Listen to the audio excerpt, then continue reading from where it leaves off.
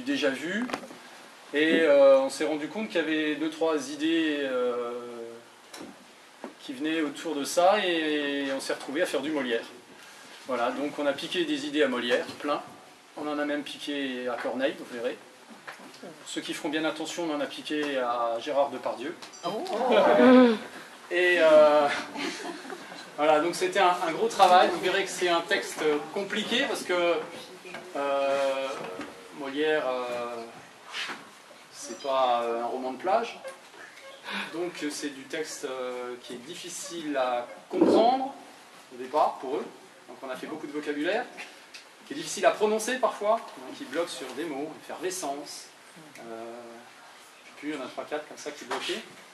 Et en tout cas, je les ai vus déjà jouer 3 fois devant du public. J'avoue que lundi j'étais désespéré parce que ça n'avançait pas. Et mercredi, devant simplement un public constitué de 4 personnes, 5 personnes, ils m'ont presque fait venir les larmes parce qu'ils étaient magiques. Voilà. Hier, ils ont joué devant les copains. Ils ont encore une fois été très bien. Monsieur le maire était là, c'est la première fois qu'il avait la possibilité d'assister à une pièce de la troupe, puisque maintenant il est en retraite. Permettez-moi l'expression, il était sur le cul. Donc j'espère que vous serez aussi sur le cul. Et vous passerez un bon moment.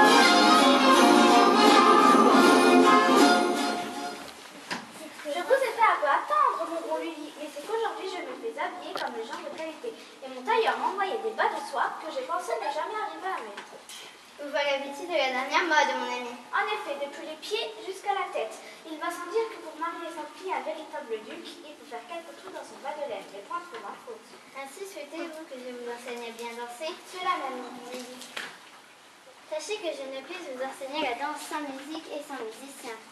Ah bon? Et pourquoi donc? Mais comment voulez-vous danser sans musique? Ce serait comme un royaume sans roi, une révolution impensable. Allons de ce pas dans ma demeure, nous y trouverons des musiciens qui sauront nous faire danser. Soit, allons de ce pas.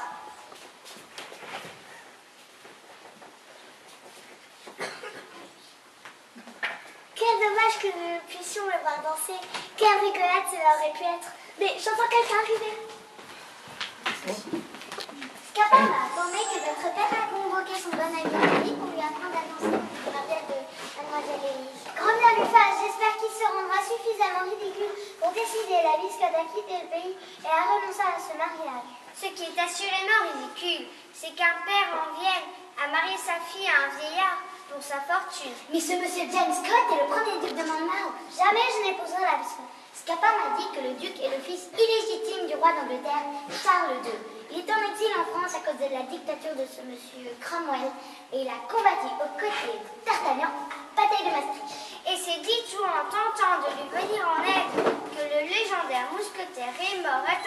reçoit des mousquets dans la tête. Ouh. Ah, je vous trouve enfin.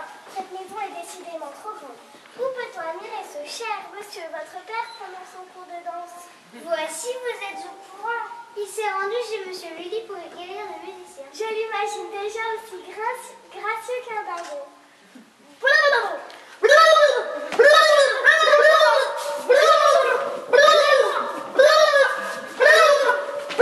Alors, de les y rejoindre, nous rirons bien. Et j'adore aller chez Monsieur Lully.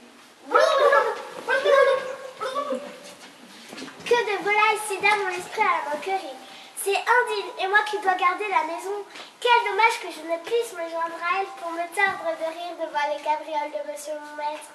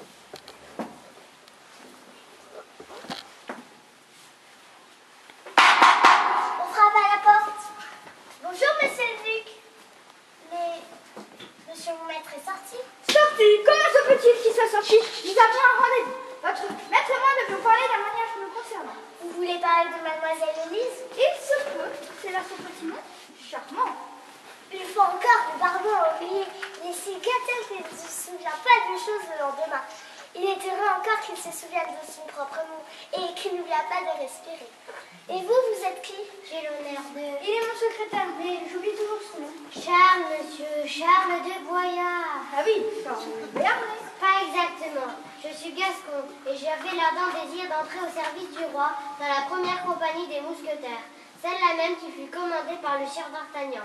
Gascon lui-même est cousin par alliance de la sœur du mari de mon défunt père. Ah oui, d'Artagnan. J'étais à ses côtés lors du siège de Marseille lorsqu'une balle de mousquet lui emporta la moitié de la tête.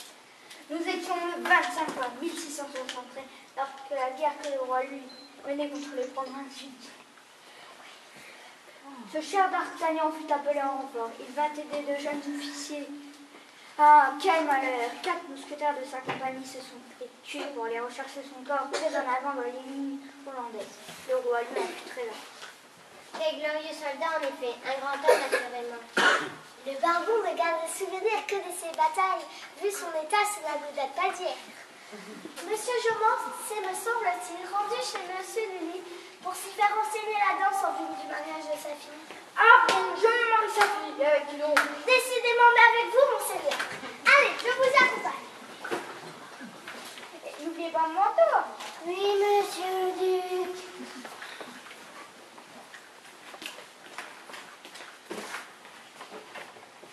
J'ai enfin trouvé le prétexte de me rendre chez monsieur Lully pour y rire comme tout le monde.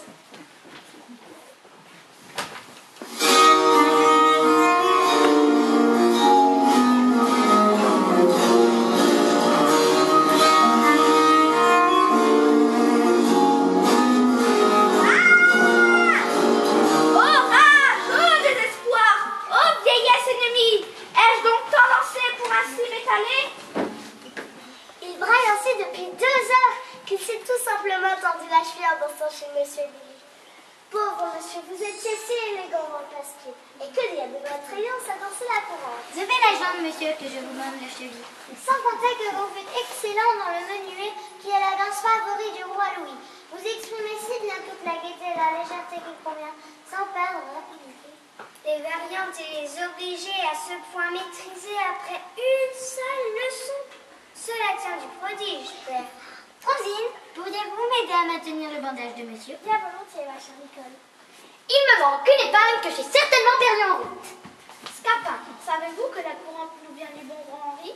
Mon bon ami Lully m'a affirmé que c'est sans difficulté qu'il pourra m'apprendre la passe à queue. Aïe aïe aïe! Elle aussi une danse à 30 ans à qui Lully a donné ses lettres de noblesse qui a un grand succès à la cour. Aïe, mais voyons, Frosine, ne pouvez-vous pas faire un peu plus attention?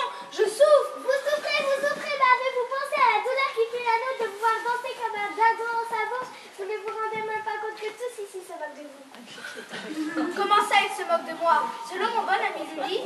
Ah, mon épingle! Où est-il? Il s'agit de nouvelle représentation! Jamais je n'ai autant ri depuis. Monsieur désire-t-il un chocolat? Nous venons de vous faire livrer. D'après l'épicier, c'est un véritable nectar. Qu'avez-vous dit? Nous disions que jamais nous n'avions vu meilleur danseur. Personne n'osera donc vous dire la vérité, vous étiez minables. Minables? Vous avez dit minables? Vous étiez vraiment tous impitoyables. Mais rassurez-vous, père, vous n'aurez pas besoin de vous rendre ridicule puisque je ne peux pas me marier. Ah bon, vous deviez vous marier? Oui, mais non. Ce n'est pas cette mademoiselle, votre fille aînée? Absolument. Mais pour mais... Évidemment que mademoiselle Frosine est l'aînée de monsieur. Et quel rêve de vous épouser! Quelle joie sera de voir notre grande sœur faire un si beau mariage avec un si prestigieux et élégant seigneur. Quelle ravissante épouse vous aurez là. Allons, venez mon beau seigneur, que nous fassions plus ample connaissance. Mais quelle est donc toute cette mascarade? D'où vient cette idée ridicule? Cette vieille chouette de Frosine que je connais depuis des lustres n'est pas ma fille, voyons. Certes, elle ne l'est pas, mais le duc semble plus intéressé par votre vieille amie que par mademoiselle Élise. Quel soulagement! Fort heureusement, le duc n'a aucun goût pour les jolies filles et perd sa mémoire autant que ses cheveux. Si, il a une perruque, il est tout simplement comme un elfe. Élise n'aura pas à subir la vieille biscotte et pourra aimer à sa guise un charmant jeune homme. Je viens de croiser Frosine et le duc se tenant par la main. Frosine semble prête à le dévorer de baisers, et lui tout disposé à se laisser manger. En effet, elle risque bien de le manger tout cru. La biscotte mangée par la vieille chouette. Mais comment comptez-vous nous sortir de cette situation sans que j'y perde mon honneur et mon intérêt? Frosine n'est pas votre fille? C'est très simple, adoptez-la. Adopter Frosine? Mais elle a mon âge et j'ai déjà 2 filles. Monsieur Lily a l'esprit vif et de beaux conseils. Si vous et Frosine lui trouvez votre intérêt, Nul doute qu'elle acceptera l'idée d'être votre fille et la sœur aînée de la charmante Élise. et de la jolie Claire, mademoiselle Claire, je veux dire. Et comment fait-on pour adopter une vieille chouette? Pour cela, il faut un avocat. Chouette, biscotte, avocat, c'est plus une maison, c'est une épicerie. Je connais un coquin d'avocat qui sait toujours nous arranger si l'on arrange son porte-monnaie. Il nous aura réglé cette petite affaire dans la matinée. Mais il me faut quelques petits arrangements. Tenez, Scapin. Voici, il faut bien quelques pièces d'or pour être débarrassé des minauderies intéressées de Frosine. Et le bonheur de monsieur le duc n'a pas de trou. Père, avez-vous vu mon ouvrage?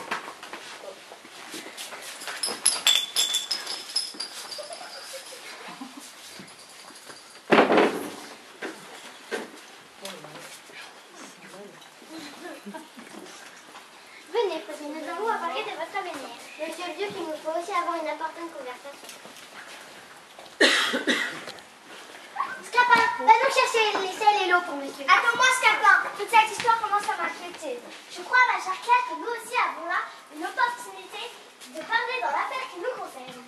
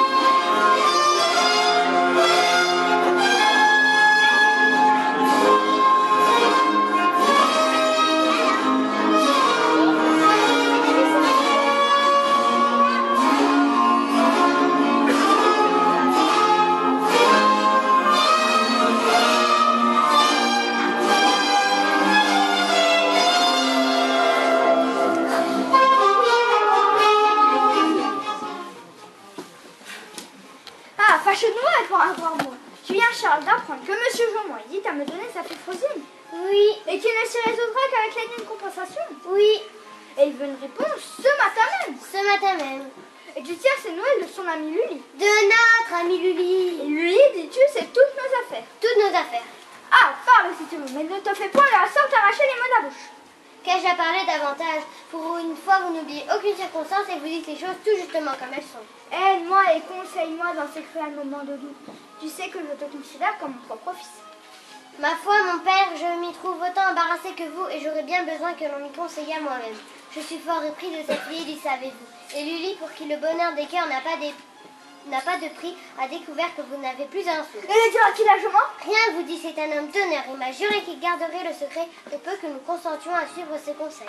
Si fait. Consentez donc, malgré vos dettes, à payer quelques emprunts supplémentaires pour payer les noces. Laissons-je dans l'ignorance de l'état de vos finances. Il finira bien par se contenter de votre titre de noblesse, et vous de sa fille. Je consens donc à payer l'âne. Ce n'est pas tout. Monsieur Lully estime qu'il est de votre avantage à payer les noces. Les noces, qui compte donc un gourdon se marier? Moi, monseigneur, mon père, voyez là le juste remerciement de mes arrangements avec la vérité et monsieur Lully. Allons à la cour querir. Daniel et Ludor coucher. Et à quelle heure vous écoutez au juste?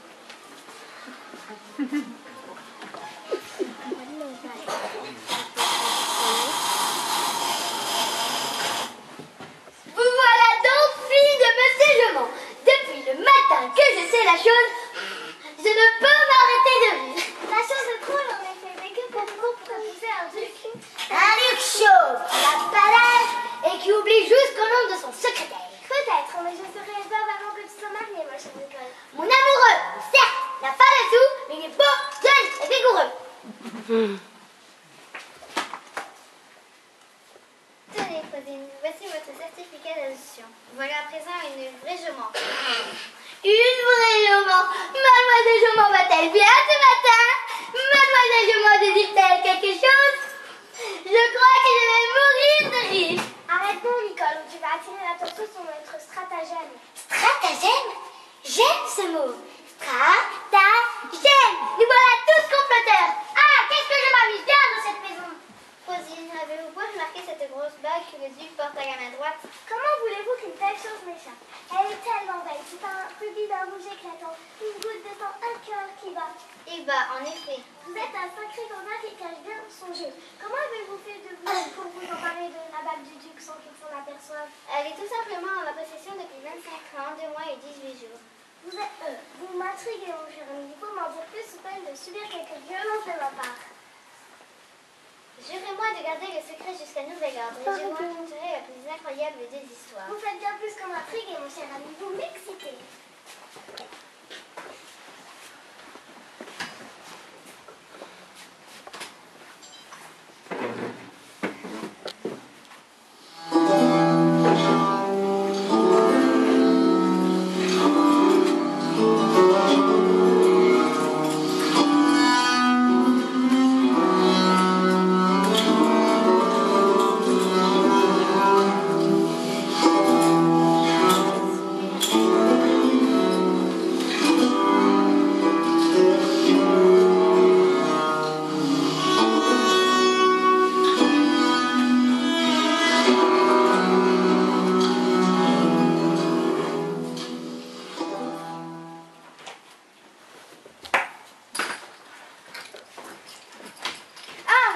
Je suis bien aise de le trouver.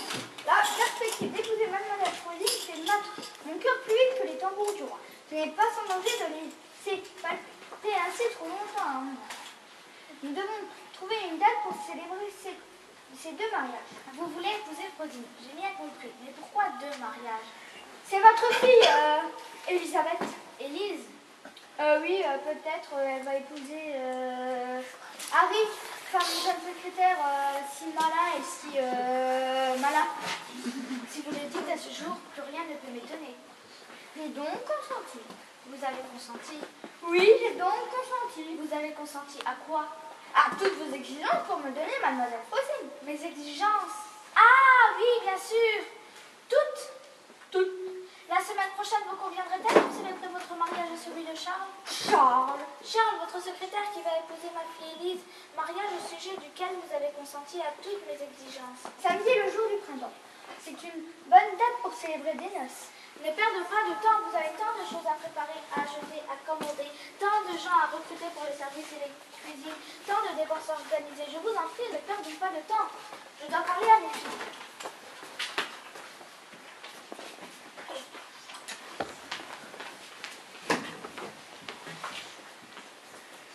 Que je suis heureuse pour toi, ma sœur. Cette nouvelle est tellement inespérée. Scapin faisait des bonds comme un cabri lorsqu'il me racontait par quel stratagème Charles et Monsieur Lully ont convaincu notre père de consentir à votre mariage, tandis qu'il refilait Frosine au duc. J'ai encore du mal à y croire. Tout est allé si vite, c'est incroyable. Comme j'aimerais que tu puisses toi aussi épouser celui que tu aimes. Mais notre père n'acceptera jamais que tu te maries avec Scapin, même si nous le connaissons depuis notre enfance et qu'il est à sa manière un gentilhomme. Vous semblez radieuse, mes petites demoiselles. Votre nouvelle grande sœur fait officiellement partie de la famille. Et Monsieur Lully est un homme plein de surprises. Et je crois qu'il nous en réserve une encore plus énorme. Il est question du bac qu'il aurait subtilisé au duc. Mais je ne sais trop pourquoi. Ceci dit, je m'amuse comme une folle en ce moment. As-tu vu Charles? Il devait aller à la cour avec le duc. Ni Charles, ni le duc, ni Scapin, ni Monsieur Lully. Ils ont tous disparu. Il ne reste que votre père. Ah oui, votre père. Il vous attend dans le petit salon avec votre sœur. Allons, allons, dépêchez-vous. Votre père et Frosine vous attendent. Qu'elles sont mignonnes avec leur mine réjouie. Cette journée est pleine de stratagèmes. Stratagèmes, stratagèmes, stratagèmes, stratagèmes, stratagèmes, stratagèmes. Je disais stratagème. Et cela veut dire stratagème. C'est Frosine qui devient Mademoiselle Jomon. C'est Charles qui obtient de Monsieur la Martélise. C'est Frosine qui épouse le duc. Et c'est aussi Monsieur Lully qui dérobe une précieuse et énorme bague rouge et qui complote des stratagèmes avec Frosine. Monsieur Lully ne peut avoir volé cette bague. Il est bien trop honnête homme. Non, non, stratagème. C'est impossible.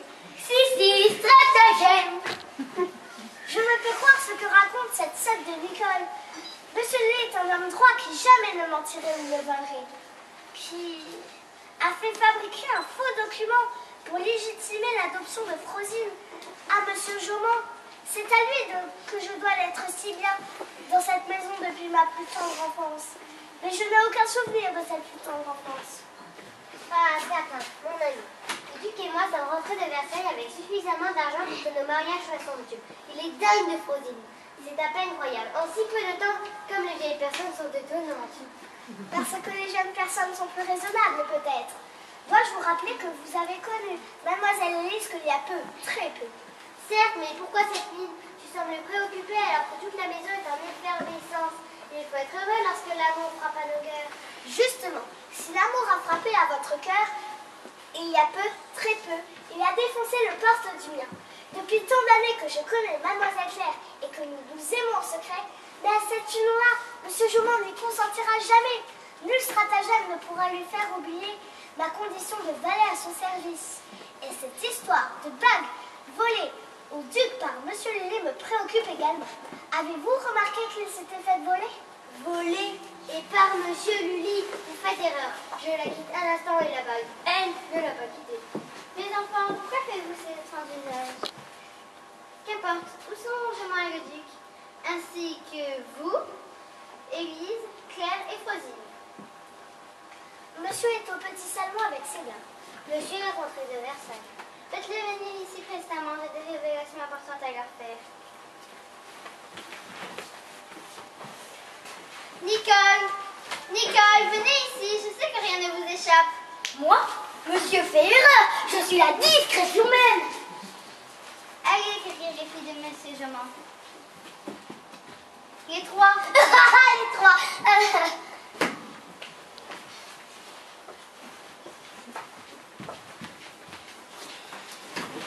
Quel est donc ce mystère qui nous vaut d'être convoqué de la sorte par Monsieur Lully? Il ne s'agit pas de mystère, mais de stratagème. Que dis-tu, Nicole? Stratagème, je disais stratagème. Et cela veut dire? Mais il n'y a donc que moi qui connaisse ce mot. Il me semble pourtant que les servantes ne sont pas plus savantes que leurs maîtresses. Même lorsqu'elles sont précieuses et ridicules. Demandez à votre sœur. Cesse de faire la sotte. Vous comprendrez bien mes secrets. Ah, Monsieur Jomon. Notre père. Vous devez dire notre père maintenant. Mais où est donc Lully? Et pourquoi diable nous a-t-il demandé? Stratagème. Strata quoi? Stratagème, peu importe. Tiens, voici le duc. Monsieur Lully m'a fait demander dans votre salon. En savez-vous la raison? Strata quelque chose. Stratagème. Savez-vous ce que cela signifie? Une ruse de guerre, une rates une manœuvre. Ah, voilà tous réunis. J'ai des nouvelles importantes. Mais où est Scapin? Dites, monsieur, la présence de ce serviteur n'est sans doute pas nécessaire. Détrompez-vous, monsieur le duc, la présence de votre fils est primordiale. Mon fils! Son fils! Votre fils, en effet, j'ai vérifié la chose, il n'y a plus de doute. Scapin est de votre sein. Il est le fils que vous avez confié sans doute à une époque délicate de votre vie, à une époque cochère qui s'était avérée être la mienne. De l'incapacité d'élever un enfant, je l'ai confié à mon ami Germain et à sa charmante épouse qui venait de perdre un enfant en couche. C'est ma foi vraie, ma tendre et pauvre Elisabeth. Je dois faire l'aveu qu'il y a maintenant 25 ans. J'ai commis cet acte lâche et honteux. C'est la mère du bébé, une jeune marquise avec qui j'avais vu, est mort en lui donnant la vie. Mais comment pouvez-vous savoir qu'il s'agit bien de mon fils? Eh bien, parce qu'autour du cou, vous avez une chaîne à laquelle une grosse bague rouge était accrochée. Et la voici. Je l'ai conservée précieusement à l'idée de la donner à Scapin lors de son mariage en lui racontant la vérité de son histoire. Scapin n'est donc pas un domestique? Il est... Veuillez excuser mon retard. Mais qu'est-il arrivé à Claire? Elle vient d'apprendre qu'elle va pouvoir épouser un duc. La biscotte, le duc de Monmouth. Mon fils! Mon fils! Votre fils, mais ce n'est pas moi.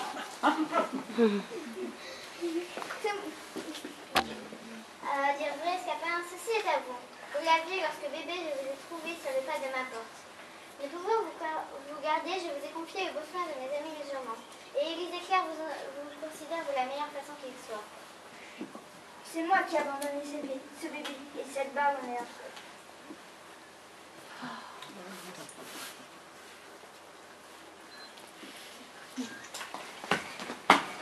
Monsieur Germain, j'ai une immense joie et l'honneur de demander la main de votre fille Claire, dont je suis amoureux et que je chérirai toute ma vie. Y consentez-vous? Que dit-il? Y consentez-vous? Il dit que vous vous épousez. Scapin, c'est sans hésitation que je m'empresse de vous répondre que j'y consens. Que dit-il? Il consent, il accepte que tu épouses son Scapin. Tendu. Oh, Scapin. J'y consens et vous laisse l'honneur, monsieur le duc, de régler les menus détails de cette noce. Nos familles vous doivent leur bonheur. Vous êtes plus qu'un musicien, vous êtes aussi un ami précieux. Et le roi du stratagème!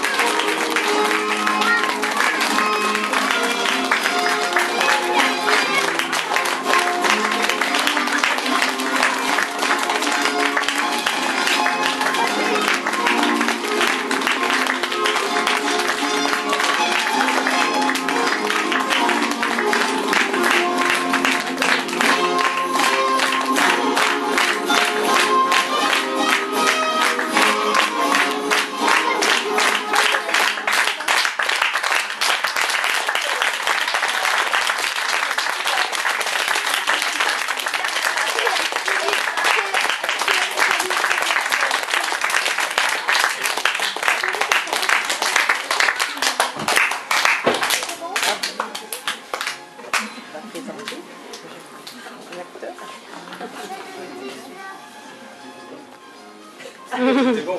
Hein.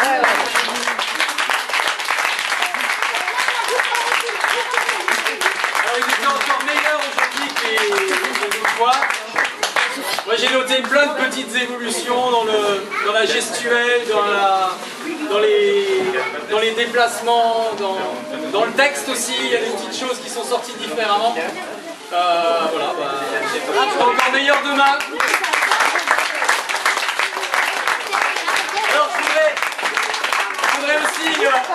je voudrais aussi en profiter pour remercier ma chambre qui m'a prêté ses rideaux, et la famille Boyard qui nous a prêté des chaises qui connaissaient leur texte.